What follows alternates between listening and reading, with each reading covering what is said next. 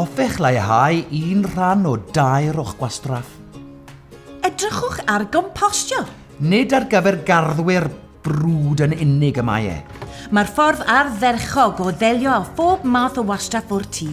Mi fydd lot o'r gwastraff o'ch cegin yn pydru'n hawdd ac yn naturiol mewn bin compost.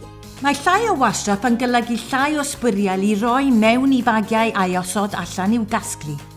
Yr unig beth sydd angen arnoch i ddechrau yw bin compost, ac mae rhan fwyaf o awdurdodau lleol yn ei darparu yn bris gystyngol. A rhywle i'w osod. Gall y bin fynd unrhyw le, ond os ceiff ei leoli mewn safle cyfleus a hawdd i gyrraedd o'r gegin, mae'n fwy tebygol o gael ei ddefnyddio.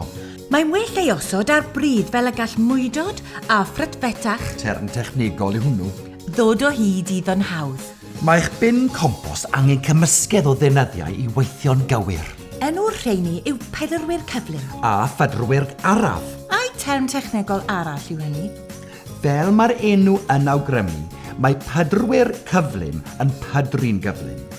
Mae pedrwyr araf yn tueddu i fod yn fwy syg ac felly pedru'n arafach. Mae'n syniad da i gael cymysgedd o'r ddau. Mae pedrwyr cyflym yn cynnwys gwaddod cofi, toriadau gwair a chrafion ffrwythau. Er ei bod yn pydru'n gyflym, gallent cael eu cywasgu a mynd yn wlyb. Felly dylai eu cymysgu a phydrwyr araf arbed y compost rhag torri'n llusnafeddog a drewllyd.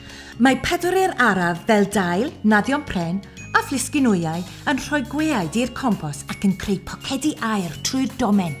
Lawr yng nghanol eich bin compost, mae'r gwastraff bioddiradadwy hwn i gyd yn pydru.